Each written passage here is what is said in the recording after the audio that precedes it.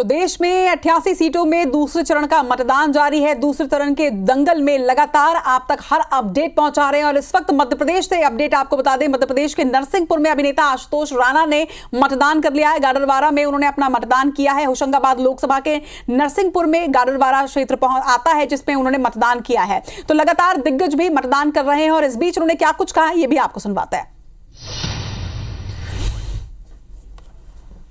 चाहे कितने ही व्यस्त क्यों ना हो, आपको मताधिकार के लिए और मतदान के लिए निश्चित रूप से अपने घर से निकल कर आना चाहिए, क्योंकि जितना आवश्यक आपके लिए भोजन होता है, जितना आवश्यक आपके उत्तम स्वास्थ्य के लिए नींद होती है, उतनी ही आवश्यक आपके उत्तम भविष्य के लिए कहीं ना कहीं लोकतांत्रिक व्यवस्था। और इसमें अगर आपको मताधिकार का अधिकार मिला हुआ है तो आपको घर से निकलकर और अपनी तमाम व्यस्तताओं से निपटते हुए आपको मताधिकार का प्रयोग करना चाहिए।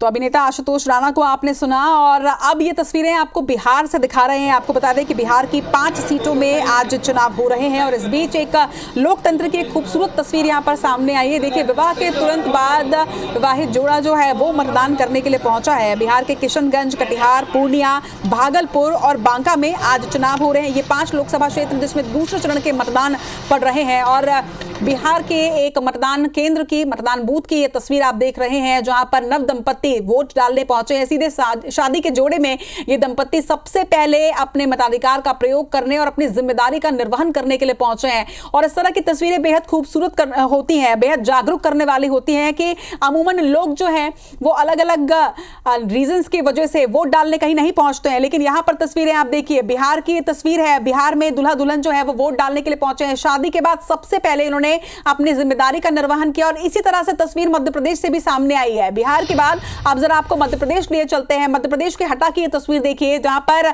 नवविवाहित जोड़ा जो है वो सबसे पहले मतदान केंद्र पहुंचा। शादी के बाद ससुराल जाने से पहले दुल्हन ने अपनी जिम्मेदारी को निभाया है। तो नव दंपत्ति जो है नए जीवन में प्रवेश करने के पहले और अपनी दूसरी जिम्मेदारियों को निभाने के पहले देश के निर्माण में अपना एक कदम उन्होंने उठाया और मतदान करने पहुंचे हैं। मतदान केंद्र क्रमांक 26 की यह तस्वीर है। हटा के मतदान केंद्र क्रमांक 26 में आज दूल्हा दुल्हन ने सबसे पहले मतदान किया। दमोह लोकसभा के मड़ियादो गांव की घटना, माफ की जगह, ये तस्वीर देख सकते हैं आप। मड़ियादो में उन्होंने वोटिंग की और बकायदा देखिए ये सजी हुई गाड़ी जो कि दुल्हन को लेकर सीधे ससुराल पहुंचती है, लेकिन अपने मायके से विदा होने के बाद और ससुराल पहुंचने से पहले एक और जिम्मेदारी, जो जिम्मेदारी देश के प्रति है, उसका निर्वहन करते हुए मड़ियादो में एक बूथ की ये तस्वीर है जहां पर दूल्हा दुल्हन पहुंचे और सबसे पहले उन्होंने वोट कास्ट किया। एक साथ पहुंचकर उन्होंने अपनी जिम्मेदारी का निर्वहन किया और बेहद खूबसूरत लोकतंत्र की ये खूबसूरत तस्वीरें भी आप तक पहुंचा रहे हैं। तो सबसे पहले आपको तस्वीर हमने दिखाई जब 7 बजे के भी पहले लाइन पर लगे हुए लोगों की तस्वीरें हमने आपको पहुंचाई और हमने आपको दिखाया कि किस तरह से आज 88 सीटों में दूसरे चरण के मतदान के लिए लोग बेहद जागरूक नजर आ रहे हैं। तो बीच में आप तस्वीर देख रहे हैं नव दंपत्ति की, इसके साथ ही आप एक और तस्वीर देख रहे हैं जहां पर नजर आ रहा है अलग अलग मतदाताओं की तस्वीर आप देख पा रहे हैं। उन तस्वीरों को आप देखिए। इसके साथ ही आपको ये भी बता दें कि ऐसे ही आप भी अपनी तस्वीर भेज सकते हैं। स्क्रीन पर नंबर भी फ्लैश हो रहा है, उस नंबर पर आप अपनी सेल्फी भेजिए और आपको भी मौका मिलेगा IBC 24 में आने का। लेकिन इसके साथ ही ये तस्वीरें और बेहद इंस्पायर करने वाली ये तस्वीरें, नरसिंहपुर की ये तस्वीर है मध्य प्रदेश के, जहां पर दूल्हा दुल्हन सबसे पहले वोट डालने पहुंचे। उन्होंने अपील भी की लोगों से कि आप भी अपनी जिम्मेदारी को निभाइए और सबसे पहले हर काम को छोड़कर मतदान करिए। और वैसे भी टैग दिया गया है निर्वाचन आयोग द्वारा कि पहले मतदान बाद में जलपान। एक और तस्वीर आपको दिखा रहे हैं, ये तस्वीर भी देखिए। और ऐसे कितने ही नवयुगल दंपत्ति जो हैं वो आज पहुंचे हैं मतदान केंद्रों में और सबसे पहले उन्होंने वोट डाला। चलो, तो बिहार में जिस नवदंपत्ति की तस्वीर दिखाई थी वो वोट की भी अपील कर रहे हैं, सुनते हैं।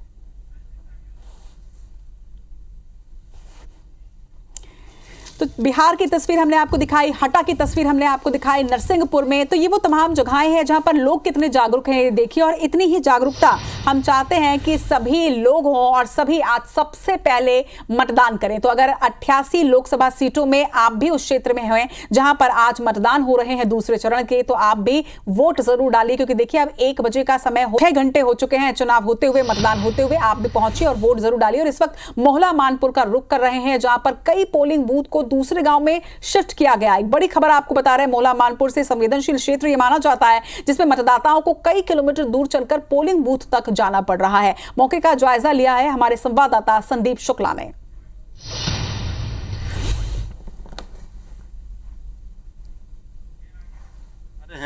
कि लोग कई किलोमीटर चलकर पैदल चलकर जो है वोट डालने पहुंच रहे हैं, जबकि ये व्यवस्था जिला प्रशासन को करना था, क्योंकि इनका बूथ दूसरे गांव शिफ्ट किया गया है। छोटे छोटे बच्चे हैं, ये बालक भी अभी पैदल चल रहा था, इतनी चिलचिलाती धूप में इसके पैर जलने लगे तो ये गोद पे आ गया।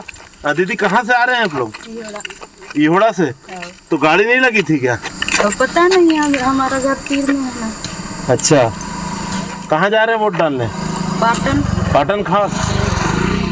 आप दीदी कहाँ से हैं? इहोड़ा। तो गर्मी है, इतनी परेशान हो रहे हैं आप लोग। वोट डालना जरूरी है मानते हैं, मतलब है ना? हाँ, वोट डालना कितना जरूरी मानते हैं? जरूरी ना। देखिए, इनसे सबक लेना चाहिए सबको। अब देखिए, छोटे छोटे बच्चे हैं, पैदल चलकर चिलचिलाती धूप में अपनी माताओं के साथ आ रहे हैं, और पीछे सुरक्षा के जवान भी है, चल रहे हैं लगातार। आपको हम दिखाएंगे बाकायदा सुरक्षा के साए में जवान जो है, जवानों की सुरक्षा के साए में वोटर्स जो है जा रहे हैं वोट डालने के लिए। कहीं ना कहीं लेकिन जिला प्रशासन कर रहा है, परिवहन सुविधा उपलब्ध नहीं करा पा रहा है। तो ये है IBC 24 की टीम, IBC 24 के संवाददाता जो वहां तक पहुंच रहे हैं जहां सुविधाएं नहीं पहुंच रही है, क्योंकि हमारा मकसद है आप तक हर तस्वीर दूसरे चरण में जो मतदान की है वो आप तक पहुंचाएं। ये तस्वीर हमने आपको दिखाई, हमारे संवाददाता संदीप शुक्ला ने दिखाई, और इस वक्त आपको तस्वीरें और भी दिखाते हैं, क्योंकि लगातार देखिए देश के हर हिस्से से तस्वीरें सामने आ रही हैं। देश के 13 राज्यों की 88 सीटों पर आज चुनाव हो रहे हैं। 1206 प्रत्याशियों की किस्मत दांव पर लगी हुई है, आज फैसला उनका होगा। और इस बीच दिग्गजों की तस्वीर भी आप देख रहे हैं, अलग अलग जगहों से तस्वीरें आप देखिए। शशि थरूर की ये तस्वीर, कांग्रेस के सांसद है शशि थरूर, और आज अपनी किस्मत ये आजमा रहे हैं, आज उनकी भी किस्मत का फैसला होगा। दूसरी तरफ नेहा शर्मा बॉलीवुड एक्ट्रेस है, इन्होंने भी अपना वोट कास्ट किया और बाकायदा लोगों से भी अपील की कि लोग भी आज सारे काम छोड़कर सबसे पहले वोट डालें। मथुरा से बीजेपी की कैंडिडेट और वर्तमान सांसद हेमा मालिनी ने भी अपना वोट कास्ट किया, इसके साथ ही लोगों तक भी वो पहुंची। बीजेपी की प्रत्याशी नवनीत राणा यहां पर पहुंची, उन्होंने भी अपने लोकसभा क्षेत्र से आज मतदान किया, साथ ही लोगों से भी अपील की कि वो भी बड़ी संख्या में घरों से निकले और देश के विकास में, देश के निर्माण में अपनी भूमिका निभाएं। तेजस्वी सूर्या भाजयुमो के राष्ट्रीय अध्यक्ष बेंगलुरु से आज चुनाव लड़ रहे हैं और आज उनकी भी किस्मत का फैसला होगा। और इधर HD देवेगौड़ा की ये बड़ी अच्छी तस्वीर सामने आई, देखिए अस्वस्थ हैं लेकिन इसके बावजूद भी सहारा लेकर वो पोलिंग बूथ तक पहुंचे और उन्होंने अपना वोट कास्ट किया। अशोक गहलोत ने अपना वोट कास्ट किया, उनके बेटे वैभव गहलोत की भी तस्वीर हमने आपको दिखाई, वो प्रत्याशी भी हैं, चुनाव लड़ रहे हैं। और इसके साथ ही वसुंधरा राजे सिंधिया पूर्व CM है राजस्थान की, उनकी भी तस्वीरें हमने आपको दिखाई कि किस तरह से इन तमाम दिग्गजों ने अपना वोट आज कास्ट किया है। तो ना सिर्फ दिग्गजों ने वोट कास्ट किया बल्कि इसके साथ ही महिला वोटर्स, युवा वोटर्स, बुजुर्ग वोटर्स की वो तमाम तस्वीरें भी सामने आई हैं। और यहां पर प्रकाश राज की तस्वीर देखिए, और साउथ के बड़े फेमस एक्टर हैं, विलन का रोल निभाते हैं, लेकिन आज बिल्कुल हीरो की भूमिका निभाते हुए और अपनी जिम्मेदारी का निर्वहन करते हुए। इसी तरह से जितेंद्र सिंह जो कि केंद्रीय मंत्री हैं, उन्होंने भी अपनी भूमिका निभाई है और वोट डाला है। देश के दूसरे चरण में जन का मन तो हम जान ही रहे हैं, लेकिन इसके साथ ही हर तस्वीर आप तक पहुंचा रहे हैं। ओम बिरला लोकसभा स्पीकर हैं, प्रत्याशी भी हैं और एक बार फिर से चुनाव लड़ रहे हैं। आज अपनी किस्मत का फैसला भी जनता ने EVM में कैद कर दिया है। और आपको ये भी बता दें कि ये तमाम तस्वीरें जब हम आपको दिखा रहे हैं तो आज तो मतदान हो रहे हैं। गजेंद्र सिंह शेखावत की ये तस्वीर भी आप देखिए, EVM में ये इन तमाम प्रत्याशियों की किस्मत कैद हो रही है और ये EVM खुलेगा 4 तारीख को, यानी कि 4 जून को। और 4 जून को सबसे पहले सबसे सटीक नतीजे अल सुबह से हम आप तक पहुंचाने की शुरुआत करेंगे। जिस तरह से आज हमने सुबह 6 बजे से लगातार आप तक की तस्वीरें पहुंचाई हैं, देखिए उसी तरह से 4 जून को भी सबसे पहले सबसे सटीक नतीजे हम पहुंचाएंगे। और अब बढ़ेंगे आगे, कांकेर का रुख करेंगे। आपको बता दें कि कांकेर के अति संवेदनशील इलाकों में वोटिंग के लिए मतदाता कतार में लगे हुए हैं। सुरक्षा के कड़े इंतजाम किए गए हैं। हालांकि इस बार मतदाताओं में खासा उत्साह भी यहां पर नजर आ रहा है, जिसे लेकर मतदाताओं से खास बातचीत की है IBC 24 संवाददाता अशफाक अहमद ने। दूसरे चरण के मतदान को लेकर अंदरूनी इलाकों की बात की जाए तो यहाँ पे मतदान को लेकर के खासा उत्साह देखने को मिल रहा है। आज जो है ये दूसरे चरण का मतदान है और हम कांकेर जिले के अंतागढ़ ब्लॉक के अंदरूनी इलाकों पर मौजूद है। ये वही इलाका है जो अति संवेदनशील इस जिले का इलाका है और इस जिले की यहाँ पहुँचने के बाद अच्छी बात ये लग रही है कि यहाँ के जो ग्रामीण हैं अति संवेदनशील इलाके से होने के बावजूद भी मतदान को लेकर के काफी सजग है। ये जो मतदान केंद्र है ये अति संवेदनशील है और ये देख सकते हैं कि यहाँ की व्यवस्थाएं जो है पूर्ण रूप से पूर्ण कर ली गई है। इन इलाकों में मतदान का समय जो है वो सुबह 7 बजे से लेकर 3 बजे तक रखा गया है, लेकिन ग्रामीणों की सजगता ये देखने को अच्छी लग रही है कि ग्रामीण जो है मतदान करने यहाँ पे पहुंचे हुए हैं और ये लाइन लगातार जो है मतदाताओं की लग रही है। यहाँ पे कुछ ग्रामीण है वो इनसे बात करने की कोशिश करते हैं। क्या नाम है आपका? है सर। अच्छा, मतदान पहली बार कर रहे हो? नहीं, मैं तो बहुत बार की हूँ। बहुत बार कर चुके हो? हाँ। अच्छा, क्यों करते हो मतदान? मतदान करना अपना फर्ज है सर। फर्ज है? हाँ। और उसको निभाना है? निभाना है। अच्छा, ये बहुत अच्छी चीज है कि मतदान को लेकर जो है सजगता है आप लोगों में। कैसा लग रहा है पहली बार मतदान करना? मालूम है? मालूम नहीं, अच्छा लग रहा है, खराब लग रहा है, क्या लग रहा है? अच्छा लग रहा है। अच्छा लग रहा है। हाँ। तो ये वोटर पहली बार भी कुछ लोग पहुंचे हुए हैं, ग्रामीण इलाकों से आए हुए हैं और अच्छी चीज ये लग रही है कि ग्रामीणों में सजगता है मतदान को लेकर के। नक्सल प्रभावित इलाका है, इन इलाकों में माओवादी लगातार जो है मतदान का विरोध करते आए हैं। तो देखना यह है कि माओवादी दहशत के बीच जो है इन इलाकों में मतदान किस तरीके से आज सफल हो पाता है। अशफाक अहमद, IBC 24 कांकेर। हम आप तक पहुंचा रहे हैं एक वो क्षेत्र भी है जहां पर लगातार लाइन लगी हुई है। हालांकि संवेदनशील पोलिंग बूथ है, लेकिन इसके बावजूद लंबी कतार नजर आई। एक वो पोलिंग बूथ भी हमने आपको दिखाया जहां पर सन्नाटा पसरा हुआ है और एक भी वोट अब तक कास्ट नहीं किया गया है। इस बीच राजनांदगांव लोकसभा बीजेपी प्रत्याशी संतोष पांडे ने मतदान कर लिया है, वो भी तस्वीरें में आप तक पहुंचाते हैं। सहसपुर लोहारा के बूथ क्रमांक 374 की ये तस्वीर है।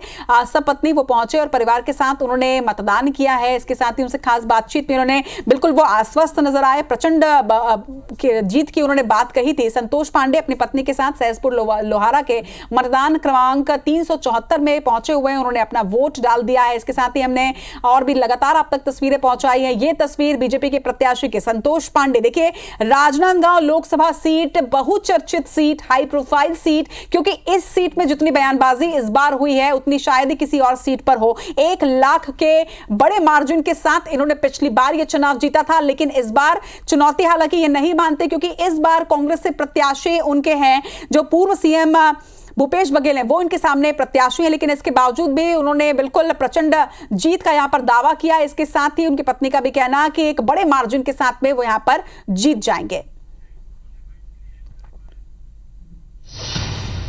तो लगातार हमारी नजर बनी हुई है और उत्तर प्रदेश का भी रुख कर लेते हैं। आपको बता दें कि उत्तर प्रदेश की 6 सीटों पर चुनाव हो रहे हैं। मुख्यमंत्री योगी आदित्यनाथ ने कांग्रेस पर हमला बोलते हुए कहा कि देश के विभाजन की आधारशिला रखना चाहते हैं, ये मजहबी आधार पर विभाजन की आधारशिला कांग्रेस रखने की तैयारी कर रही है। आपका एक वोट भी इसको और प्रखरता के साथ करेगा। क्या कुछ उन्होंने कहा है, ये सुनिए खुद आप।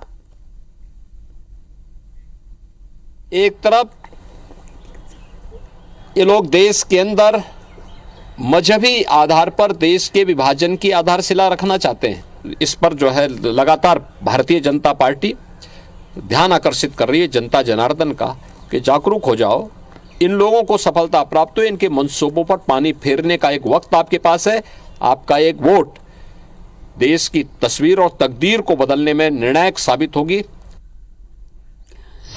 तो देश में दूसरे दौर का दंगल जारी है और छत्तीसगढ़ की 3 सीटों के साथ ही मध्य प्रदेश की 6 सीटों पर लगातार हमारी नजर बनी हुई है। और इस वक्त आपको बता दें, इस वक्त अब वोटिंग पर्सन अब हमारे सामने आ चुका है।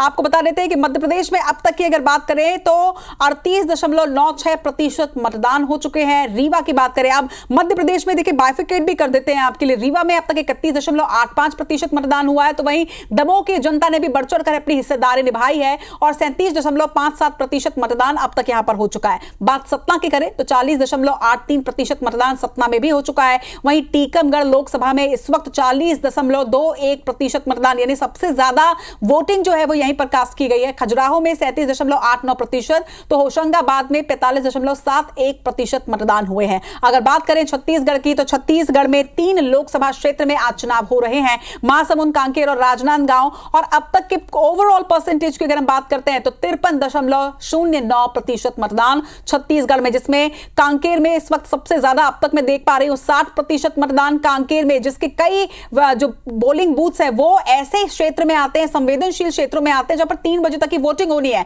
और ऐसे में 60% वोटिंग काफी ज्यादा है। 52.06% मतदान महासमुंद में भी हो चुका है। तो वहीं राजनांदगांव की जनता इन 3 सीटों में सबसे पीछे जरूर है। 47.82% मतदान राजनांदगांव में भी हालांकि अब तक हो चुके हैं।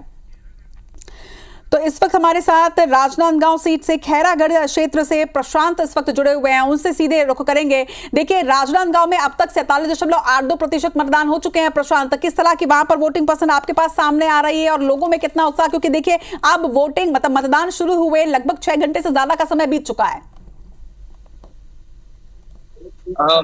मैं खैरागढ़ से मैं अभी मतदान केंद्र 222 में हूँ और यहाँ पर 358 मतदाता है और 632 मतदाता मतदान अब तक कर चुके हैं।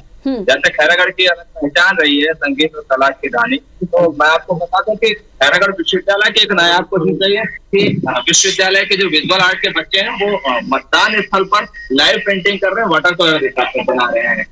और यहाँ पर खैरागढ़ में मतदान स्थल को अलग अलग बनाया गया है, सेल्फी पॉइंट बनाया गया है, हेल्प डेस्क लगाया गया है, महिलाओं के लिए अलग व्यवस्था की गई है। और उन बच्चों के साथ में, उनके स्टूडेंट्स के साथ हैं, तो एक बार उनसे बातचीत भी आप करिएगा कि जो लाइव पेंटिंग्स वो बना रहे हैं इसके पीछे उनका उद्देश्य क्या है। जी आप कौन सी में आप क्या नाम है?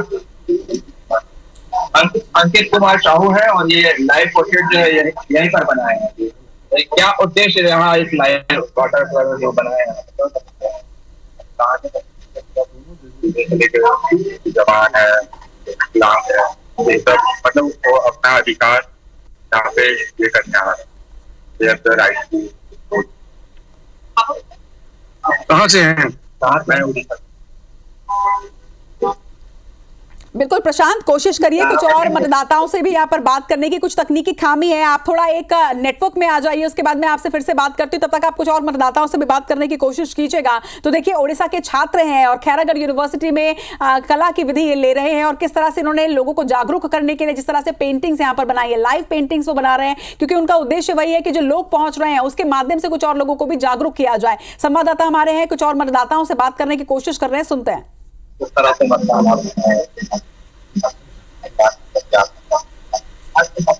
ऐसा लग रहा है कि मुझे भी बहुत उत्साह है और जो युवा बैच है वो बढ़ चढ़ के हिस्सा ले रहे हैं और उनको बुलाने की जरूरत नहीं पड़ रही है, वो डायरेक्ट आ रहे हैं और वो हमारे साथ महिलाएं भी मौजूद हैं इंटरव्यू में।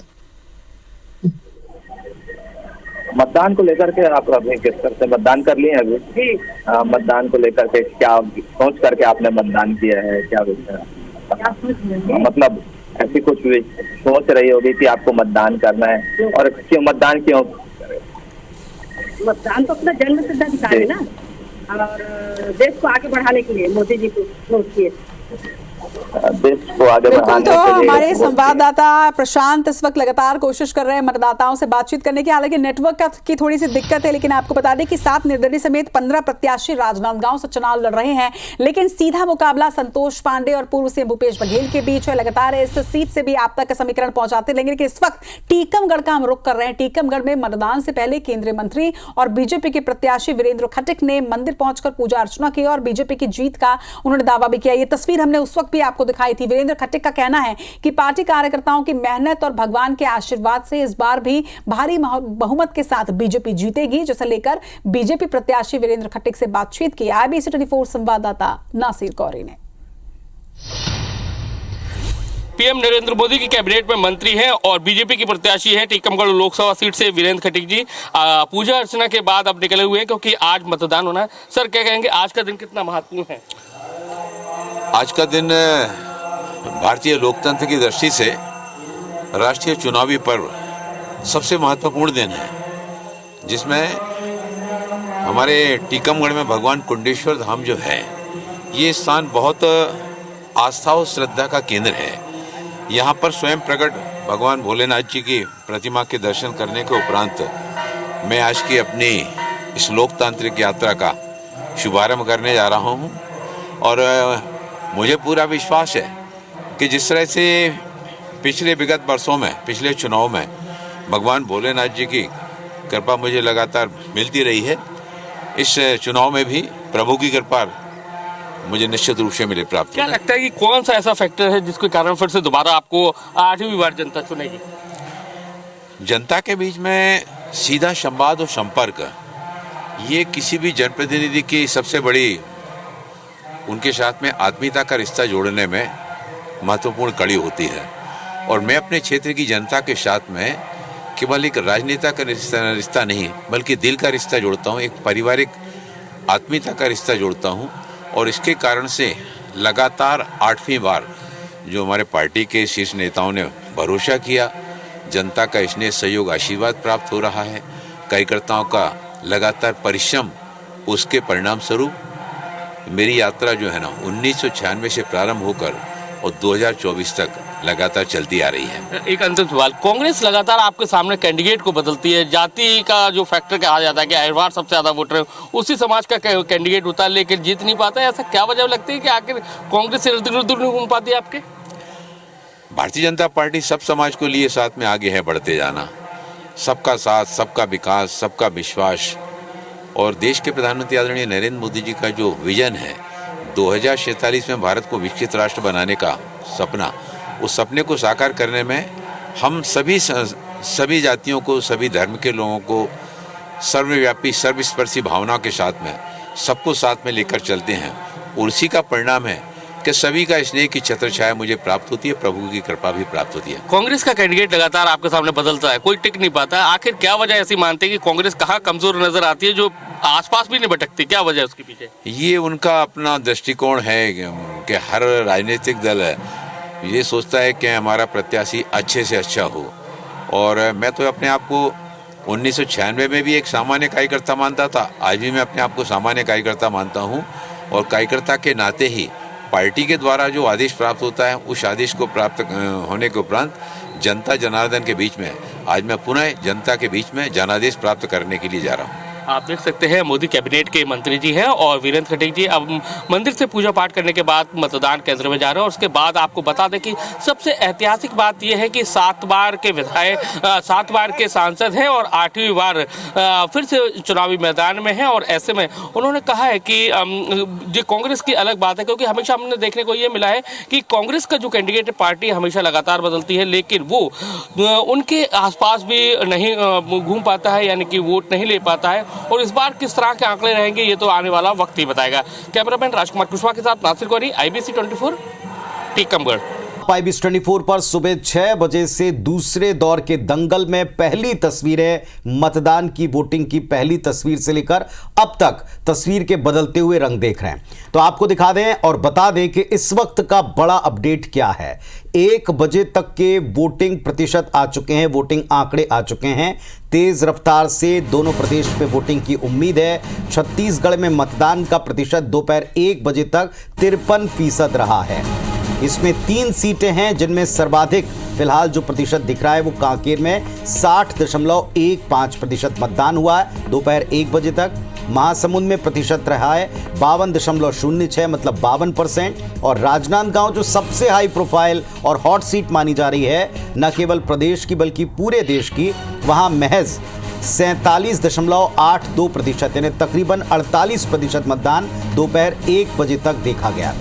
तो छत्तीसगढ़ में 3 सीटें हैं, कुल 41 उम्मीदवार हैं चुनाव मैदान में। और छत्तीसगढ़ का वोटिंग प्रतिशत ओवरऑल अभी तक का अच्छा देखा गया है। दोपहर 1 बजे तक प्रदेश में 53.09 यानी 53% मतदान है। इनमें 3 सीटों में एक कांकेर है जहां सर्वाधिक 60% वोट पड़ा है। महासमुंद में 52% वोट पड़े हैं दोपहर 1 बजे तक। और सबसे कम वोटिंग, ये बड़ा अचरज का विषय हो सकता है, गहनता का विषय हो सकता है कि आखिर इतने प्रचार के बावजूद राजनांदगांव सीट पर 50% से कम अब तक वोटिंग, दोपहर 1 बजे तक वोटिंग दर्ज की गई। उधर मध्य प्रदेश देखें, कुल मिलाकर तकरीबन 39% वोट पड़ा। पूरे प्रदेश की 6 सीटों पर वोटिंग जारी है। रीवा में 31.85%, दमोह में 37.57% मतदान हुआ, टीकमगढ़ में 40.21% मतदान हुआ है। इसी तरह सतना में 40.83% और वहां सर्वाधिक होशंगाबाद में 45% से ऊपर यानी तकरीबन 46% का मतदान होशंगाबाद में हुआ है। ये 6 सीटें टीकमगढ़, दमोह, खजुराहो, सतना, रीवा और होशंगाबाद। इन 6 सीटों पर मध्य प्रदेश में वोट पड़ रहे हैं, जिनमें सबसे बड़ा प्रतिशत होशंगाबाद का दोपहर 1 बजे तक का निकला। तकरीबन 46% वहां वोटिंग हुई। और जो सबसे कम प्रतिशत है वो भी हम आपको टीवी स्क्रीन पर दिखा रहे हैं। ओवरऑल प्रतिशत तकरीबन 40% के नीचे, 50% के नीचे रहना, ये भारी आश्चर्य की बात है। आप देखें दोनों स्टेट्स में जो और जिस अंदाज में वोटिंग की शुरुआत होना चाहिए थी, क्या वो हुई, नहीं हुई, तो इसके पीछे क्या वजह है, इन सब पर अब हम बात करने वाले हैं। ये आप देख रहे हैं हर एक सीट पर मतदान का प्रतिशत दोपहर 1 बजे तक। दमोह में जहां आमने सामने 2 लोधी हैं, 37% मतदान हुआ। सतना में तकरीबन 41% वोट अब तक पड़े हैं। ये विंध्य का इलाका, इधर टीकमगढ़ में आए तो इधर 40.21 माने 40% ही वोटिंग हुई दोपहर 1 बजे तक। खजुराहो सीट, यहाँ 37%, तकरीबन 38% तक का मतदान हुआ है। लेकिन इनमें सर्वाधिक होशंगाबाद है, 46% वोट पड़े हैं। मध्य प्रदेश में 40% के भी नीचे वोटिंग हुई है। ये आप देखें इस वक्त का चौंकाने वाला आंकड़ा, जबकि 50% तक वोटिंग अमूमन पिछली बार हमने देखी थी दोपहर 1 बजे तक।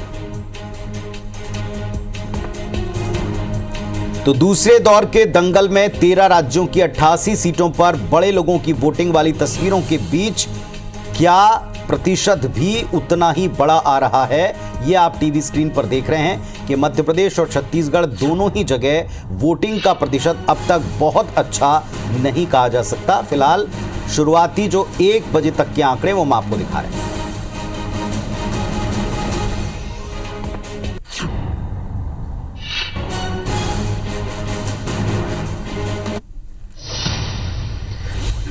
तो अभी हमने आपको दिखाया कि राजनांदगांव सीट के ऊपर सबसे कम वोटिंग प्रतिशत रहा है और वहां से सबसे हॉट सीट इसलिए क्योंकि पूर्व सीएम के सामने मौजूदा सांसद हैं।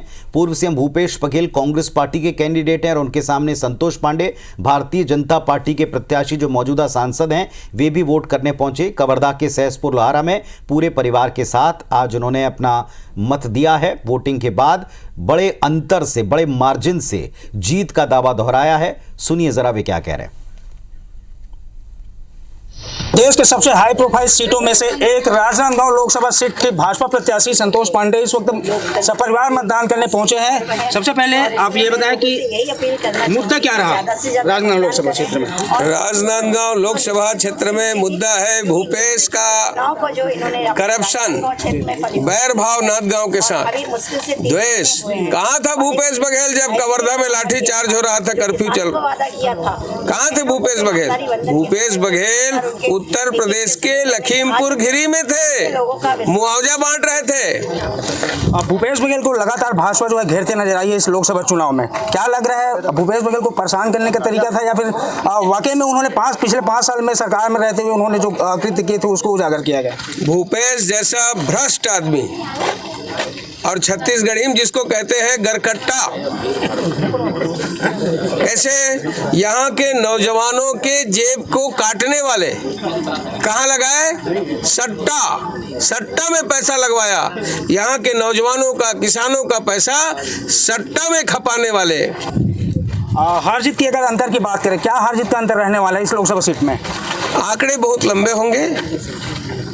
प्रचंड बहुमत से कमल छाप जीतेगी। सांसद पांडे के धर्मपत्नी भी इस वक्त मौजूद हैं, उनसे भी जानेंगे किन मुद्दों को लेकर के आपने जो है अपने मत का प्रयोग किया है। अभी तो सबसे प्राथमिक मुद्दा जो था महतारी वंदन, जो महिलाओं का इतना विश्वास उनके मन में जागृत हुआ है, क्योंकि जो पिछली सरकार जिसे कहते हैं लबरा, वास्तव में वो लबरा निकले। वो भी कार्य 3 महीने में जो वादा की थी अपनी सरकार वो पूर्ण की है, तो उनको मोदी जी के ऊपर भी पूर्ण विश्वास है। फिर अयोध्या में जो राम मंदिर स्थापित हुआ है उसमें जो आस्था लोगों की है उस पर और विश्वास। निश्चित रूप से इस बार जीत में बढ़त होगी, क्योंकि मोदी जी की गारंटी है और मोदी जी ने जो भी काम, जो भी वादा किया है उसे निभा रहे हैं। देश हित के लिए वो काम कर रहे हैं। तो ये थे भाजपा के प्रत्याशी संतोष पांडे जी। साफ तौर पर हार जीत का जो अंतर है वो बढ़ने वाला, ये उनका दावा है। इसके अलावा उन्होंने भूपेश बघेल पर जमकर निशाना साधा और लगातार उनके ऊपर भ्रष्टाचार के आरोप लगाते रहे। और लोकसभा राजनांदगांव क्षेत्र की बात करें तो बड़ी जीत का उन्होंने आज दावा किया है। कवर्धा से IBC 24 के लिए कैमरामैन श्रवण कुमार के साथ सूर्य प्रकाश चंद्रवंशी की रिपोर्ट। तो संतोष पांडे ने जीत का दावा किया। हालांकि अब तक वोटिंग प्रतिशत इसी सीट पर मध्य प्रदेश और छत्तीसगढ़ की तमाम सीटों में सबसे कम दिखाई पड़ रहा है। फिलहाल आपको मध्य प्रदेश के राजगढ़ लिए चलेंगे। केंद्रीय गृह मंत्री अमित शाह वहां एक सभा को संबोधित कर रहे हैं। कभी माफ नहीं। भाई और बहनों, मुझे बताओ राजगढ़ वालों, ये कश्मीर जो है हमारा है या नहीं है?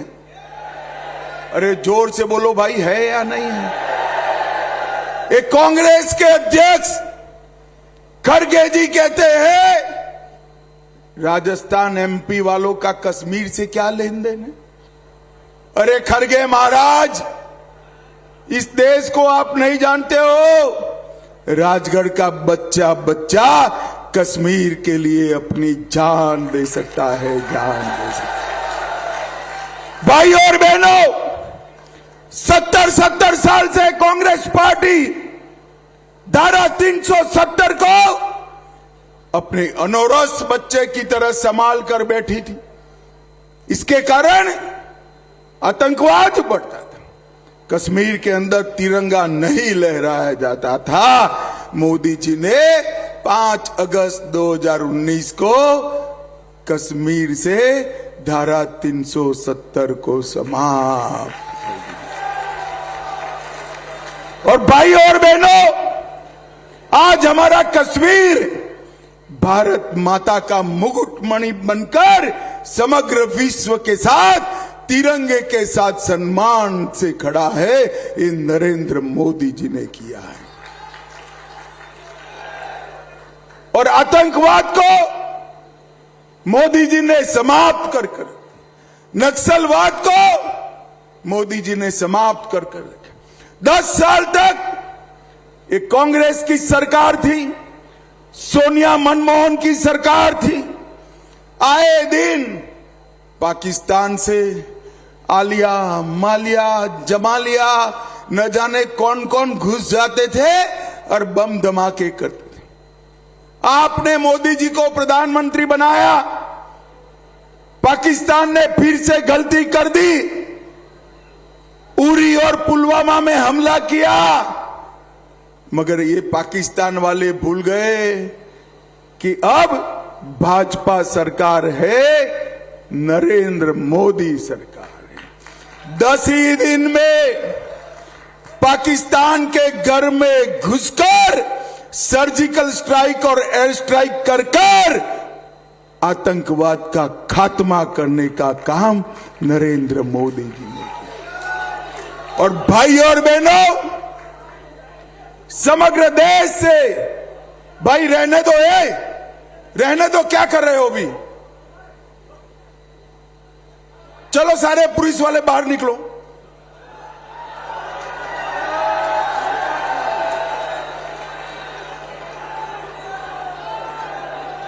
और नरेंद्र मोदी जी ने बैठ जाइए जरा।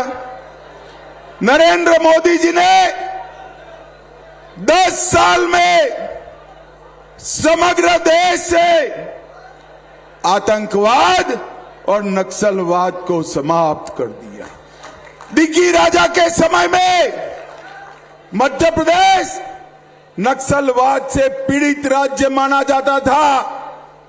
आज भारतीय जनता पार्टी ने मध्य प्रदेश से नक्सलवाद को समाप्त करने का काम नरेंद्र मोदी जी ने किया। भाई और बहनों, कांग्रेस पार्टी सालों से गरीबी हटाने का बात करती थी। 4 पीढ़ी तक बात करी मगर कुछ नहीं हुआ। 10 ही साल में मोदी जी ने 25 करोड़ गरीबों को गरीबी रेखा से बाहर निकालने का, 80 करोड़ लोगों को हर महीना 5 किलो अनाज प्रति व्यक्ति प्रति माह देने का काम नरेंद्र मोदी जी ने किया। 12 करोड़ शौचालय बनाने का काम नरेंद्र मोदी जी ने किया। 4 करोड़ लोगों को अपना घर दिया। 3 करोड़ लोगों को घर में बिजली दी, 10 करोड़ माताओं को गैस का सिलेंडर दिया और 14 करोड़ लोगों को घर में नल से जल देने का काम नरेंद्र मोदी जी ने किया। और भाई और बहनों, ये दिग्गी राजा का शासन था। मैं भगवान महाकाल का दर्शन करने गुजरात से आता था, गहरी नींद लग जाती थी अहमदाबाद से दाहोद आते आते, मगर जैसे ही दाहोद क्रॉस कर कर मध्य प्रदेश में घुसते थे नींद पूरी खुल जाती थी, क्योंकि धड़ाम से गाड़ी गड्ढे में गिरती थी। मालूम ही नहीं पड़ता था कि रोड में गड्ढा है या गड्ढे में रोड है, मालूम ही नहीं पड़ता। किसान भाइयों बहनों, मुझे बताओ, खेत में पानी पहुंचाने की कोई व्यवस्था दिग्गी राजा ने की थी क्या? जोर से बोलो, की थी? 24 घंटा बिजली आती थी, किसान को 6,000 रुपया मिलता था, गरीब को 5 किलो अनाज मिलता था, 5 लाख तक का इलाज होता था, युवाओं के लिए शिक्षा की व्यवस्था थी क्या? और पूरा चंबल का इलाका डाकुओं से भरा हुआ था या नहीं था? नक्सलवाद था या नहीं था? अरे दिग्गी राजा, क्या मैंडेट मांगने आए हो? इतने साल तक भाग गए, भोपाल चले गए, अब राजगढ़ आए हो। राजगढ़ वालों को पूछो, आपको चाहते हैं या नहीं चाहते हैं? अरे बोलो भाई, चाहते हो क्या? ये दिग्गी राजा के साथ बंटाधार शब्द जुड़ गया है। राजगढ़ वालों, यहां बंटाधार करना है क्या? करना है क्या? और ये दिग्गी राजा के सलाह से राहुल बाबा ने अपने घोषणा पत्र में किया है कि कांग्रेस की सरकार आएगी तो मुस्लिम पर्सनल लॉ लाएंगे, माइनॉरिटी के पर्सनल लॉ। भाई और बहनों, सरकार तो आनी नहीं है, मगर फिर भी मैं आपको पूछना चाहता हूं, ट्रिपल तलाक फिर से लाना चाहिए क्या? अरे जोर से बोलो, लाना चाहिए? शरिया कानून से देश चलना चाहिए? कांग्रेस पार्टी पर्सनल लॉ की बात कर पिछले दरवाजे से देश में शरिया कानून लाना का बात करती है। और ये दिग्गी राजा इनसे भी 2 कदम आगे, भगवा आतंकवाद। अरे शर्म करो दिग्गी राजा, काय का भगवा आतंकवाद? आतंकवाद के आपके चश्मे बेकार हो गए हैं, देखने के बेकार। ये पाकिस्तान के आतंकवादी हाफिज सईद को साहब कर बुलाते हैं। अरे दिग्विजय सिंह जी, ये हाफिज सईद आपका साहब होगा? ये दुर्दांत टेररिस्ट है जिसने भारत का नुकसान किया है। जाकिर नाइक को एक गले लगाते हैं। अफजल गुरु, जिसने पार्लियामेंट पर हमला किया, इसकी फांसी का विरोध करते हैं। पीएफआई पर बैन लगाने का विरोध करते हैं और सीए के समर्थक पर लाठी चलाने का काम। भाई और बहनों, मुझे बताओ, पीएफआई पर बैन लगाना चाहिए या नहीं लगाना चाहिए? जोर से बोलो, लगाना चाहिए ना?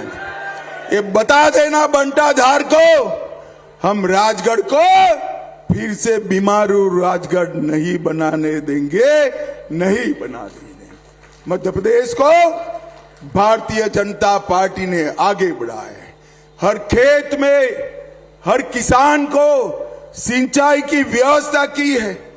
कांग्रेस पार्टी के राज में मक्के की एमएसपी 1300 रुपया थी, 2000 रुपया करने का काम नरेंद्र मोदी जी ने किया।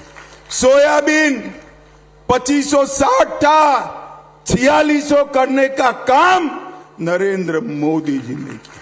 गेहूं 1400 रुपया था, बढ़ाकर 2275 करने का काम। तो दिग्विजय सिंह के गढ़ में गरज रहे हैं केंद्रीय गृह मंत्री अमित शाह, और अमित शाह लगातार कांग्रेस पार्टी पर और दिग्विजय के शासनकाल को याद करके उन पर हमलावर हैं।